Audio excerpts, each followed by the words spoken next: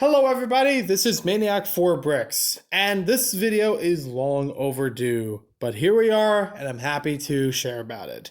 A long time ago, actually a couple of years ago at this point, I shared a video on my other YouTube channel about video game plushes, and I explicitly mentioned in that video that I was not going to share anything about Pokemon because there were so many of them. It would kind of override the ones I had for other video game properties like Super Mario. So I'm going to continue with that because there are still a bunch of them. I would still get a few more of them from Pokemon. I do not plan to actually catch them all, but I do still want to highlight them, and I think it'd be fun to see them separate from the other video game properties, and I will update that video on here at some later time when I can. The only ones I can't mention for this video, it's not that I don't know where they are, I just don't know if they count as plushes or stuffed animals. They're about 2-foot tall versions of Squirtle and Charmander that I've had for as long as I can remember. My brother had Charmander, I had Squirtle. The Charmander had the tail pin pulled off at one point, so the tail's a little bit more freely, which I'll explain with Mew as well. They're big, and I don't know if they count as stuffed animals. Maybe they do. I've seen the term sleep buddy tossed around for some stuffed animals and plushes, where it's like a different material and designed for, more cuddling and more comfortable, use. Like it's usually in the bedding section when you find it in stores. I don't know if that term existed back then or if it even applies now. But I do want to at least acknowledge those, and if you want to see about those, I'll bring them up in another video. So with that being said, let's go through the ones that I do have.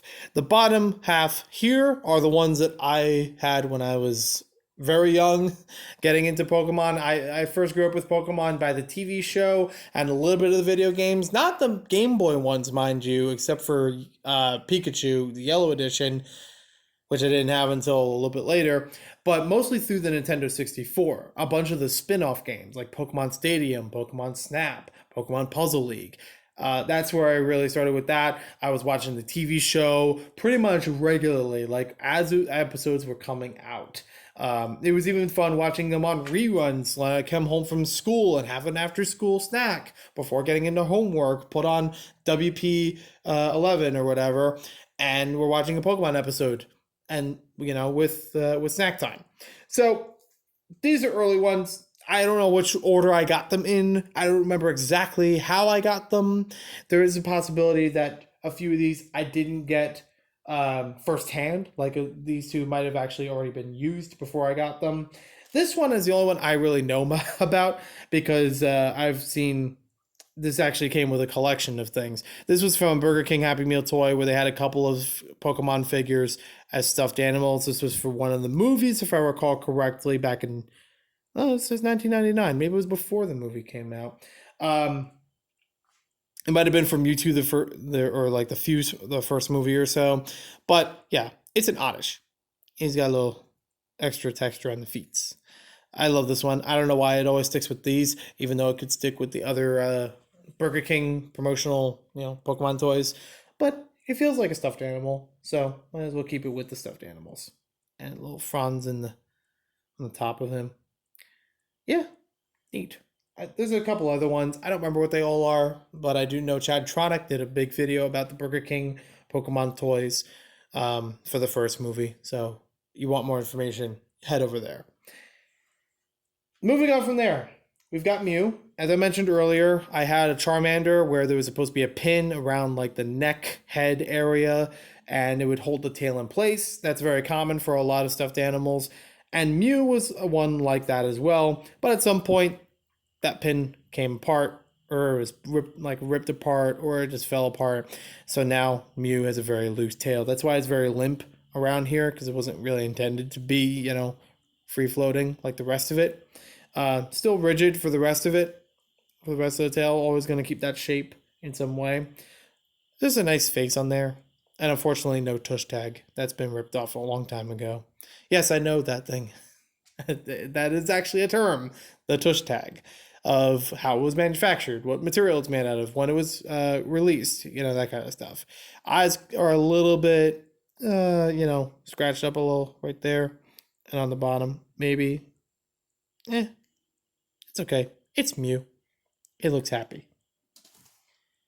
Next up, we got a coughing. Tush tag also removed. Still looks all right. I mean, I'm glad none of this has faded away because this could have easily been stripped apart over time from various uses. I do like all the spikes that are around the sides of him. These almost feel like hands, even though I don't think it's designed to be hands. Yeah, it's cute. Almost feels like a ball. It's got a little bit of a bean feel underneath, like a bean bag. So yeah, it does feel like a ball. We got a Psyduck here, and the Psyduck is a Psyduck. It still looks good, just, you know, after all these years. A little odd for the tail there, but okay. It does the job. This one does say copyright 1999 Nintendo, so it's from way back in the day. Hands are separated, they're not pinned to the face. And eyes and beak are looking pretty good. Still got the hairs on top. So yeah, there's Psyduck. He's got it all there. This one, I'm really impressed how it stood to the test of time, and I love how small it is. None of these are in any scale whatsoever, and I'm sure plenty of them have deviated from scale a long time ago. Pokemon in general don't have a good scale to them in the games if you actually read through the Pokedex. This one again is from 1999 according to the tush tag on the bottom of it. He's got such good shell. I love this thing all the way around. Like all this ridging, that these are actually a bit different than the rest of the plush material to make it feel more, you know, like cannons. Just so nice. Just so really good. Always got his hands forward like that. But yeah, it's cool. A little beat up around the eyes though. It's the only problem there that I can see. But, you know, he can still see. He's cute. He reminds me of like the substitute or like I forget what the evolved form of Tyranitar is, but like it feels like that size, like with everything considered, the head, the arms, you know, everything like that. It's just like, hey. It's cool. I like him. He's one of my favorites. As far as Pokemon go, he's all right. I haven't played with him that much in the games though, but as plushes go, he's one of my favorites. Got a little Bulbasaur down here. I can barely read the tush tag, unfortunately. Can't really make out when this thing was released or anything like that. The most I can see on here is that it says Pokemon Treat Keepers, ages 6 and up, and a little bit about the material. Kind of weird, kind of odd looking, like it almost feels like it needs to be stuffed a bit more, but there's an even weirder part.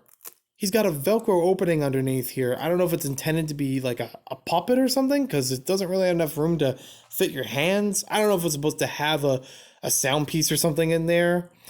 But he's got this. This can pop out. He's got it in his own parachute. I don't know what's going on with this thing. I'm going to have to research this a bit more. And if I do find anything more, I'll update it through the description, pinned comment, all that jazz. But yeah. He's got a Velcro body. He's like a science experiment. It's like, all right, time to dissect your Pokemon. Already got the job done. Pin him down. I don't know. Moving on. We'll go to Togepi. Now, this one's okay, but a little thin. It looks a lot more rounded on one side than the other. And I don't know if that's, you know, just arrangement of stuffing. I don't know if it just needs to be better. I don't know how to really shape that better, if there is a way to. There's nothing really to change about it. There's not a lot of parts to move. You know, it's always going to stay in that pose. Eyes look good. This thread on the bottom, it does move around quite a bit. But I do like that the feet have a little extra texture to them. Even parts of the egg shape feel like these triangle parts feel like a different texture than the rest of it. I don't know how that works, but I appreciate it. And once again, a 99 original. So moving on from there, we have a whole bunch that are much more recent in the past couple of years that they were created. So the quality still holds up very well, a bit updated on everything, and a little different material that's been used with them. So I'm going to start off with one of my favorite Pokemon of all time. I'm kidding you not. Wooper. I had to hunt down to find a Wooper, I think on eBay or something like that, because I'm like, I love this guy. Why do I not have a plush of him? Why, like, I didn't know if there was one available, and I'm so glad there is, and he feels so good. He's so soft. I love the way this thing looks all the way around. Love that derpy smile every time. It gets me. He's got a nice tail to him. He's got a more modern tag. I can't understand that. I'm sorry. I can't understand that. I'm sorry. That's what I'm saying. I found it on eBay. Clearly wouldn't find it locally. But it does say for sale in Japan only, made in China. I don't see anything on here about the date of the year. Unless you guys know how to read this better than I do, and you probably do. Even on the tush tag. Oh, there we go. Copyright 2018. That I can read. And there's a Pokeball in there too. Neat. But yeah, this guy's a treasure. We've got a Meowth here. He looks all right. He's a little bit odd for the feet being so big compared to the rest of him. Not easy to stand up, definitely. He's got a, tail wagging okay. Tush tag on him is 2011. Okay, a little bit older. I don't remember if I found this one in stores or if I got it more secondhand afterward. It might have been in stores. But yeah, I thought it would be cool to have a Meowth. Another one that you kind of just know and recognize, and thought it would go well with the rest. Just like a little yellow rat over here, Pikachu. I think it would be great to have the original chubby Pikachu in a plush form. That would just be so much fun for me. Again, growing up with it originally when it first came out in the States, I remember the chubby Pikachu. I have other merchandise from Pokemon that has the chubby Pikachu. I think that would look so good here. But I still respect the more modern design for him and more, different facial expressions. This one is from Tomy and came out in 2012. I've seen so many Pikachus in plush form, and I always try not to pick them up. There are so many other cute ones, the little outfits. Every year between Target and Nintendo store in the New York, they have Halloween and like Christmassy holiday themed Pikachus and Eevee sometimes as well, as of late, definitely. I don't want to. I don't want to overload the Pikachu. Pandemonium in here. This one's okay, and the chubby one, of course. Tag or the tail still on him. Well, that's fine. And moving on. I don't remember why I got Jirachi, but I did. I think it was like, oh, I just found it and might as well. It says it's from the Pokemon Center, but I don't know if that means like a special store. I don't think I got it from the New York store or anything like that. Or if that's just fun with the branding. I don't know. It says it's from copyright 2014. And I don't know. It still looks kind of cute. It's not really one I will play with that much in the games. I don't even think I have it captured in any of the games. I do remember watching the VHS of Jirachi's Wish, and I thought it was very cute in there, and it's got a nice design to it. These little leaflets or whatever they're called on the sides of it. But yeah, just thought it would be something unique to add in. I think it's the only one in here that's actually a legendary Pokemon or close to legendary status. So that's cool on its own. I think much in the same way I wound up with Espeon. But Espeon I do like. I was fond of this one, especially with Pokemon Coliseum on the GameCube, where you had Espeon and Umbreon as your starters in that game. This one again having a Pokemon Center tag. And 2014 once again. Hey, maybe I did pick them up on the same time for that same year. So yeah, this one looks good. Having the curly tail. Always got the hind legs. It kind of stands up. Maybe not. And then the last three I want to talk about for this video, I got them around the same time, and I wanted to get specifically all three of them. It would have been fine if I got them from different years, but I do like that at least I knew, hey, if I found one of these in Target, there's bound to be the other two. And I did, and I'm happy. Well, actually, Mudkip I found a bit later. I didn't find it in stores. I did have to order that one separately, but he's in enough scale that he works well with the others. And I love this one. This is the Generation 3 is where I loved Pokemon probably the most. Like, I love Generation 1. I skipped over 2. I knew some of 2 from, like, the TV shows and movies and things like that. But Generation 3, Ruby and Sapphire Emerald, ah, that's beautiful. I love so much about it. I would be happy getting, like I mentioned before, it'd be nice getting the starters for Generation 1. Like if I had a Squirtle and a Charmander roughly the same size as the Bulbasaur, same scale-ish, that'd be cool. So it's not humongous like the ones I said before. But I'd be happy getting a Sceptile or a Grovyle to go with this one. My boy Trico. I saw it in the stores and I had to get it. This was my starter. I love this Pokemon. I love all evolutions with him. He was my boy. He was one I always played with in the games. This came out in drum roll please. 2014. 2014 once again for Trico and Torchic. And I think 2010 for Mudkip, but it still looks just right. He looks like he fits with the rest of them. I love the Trico here. I think I actually did a video on another channel of just reviewing Trico because I loved it that much. I was like, I'm so excited. I need to share this with the world that I have this thing. I love him. I always go between the grass types and water types for Pokemon.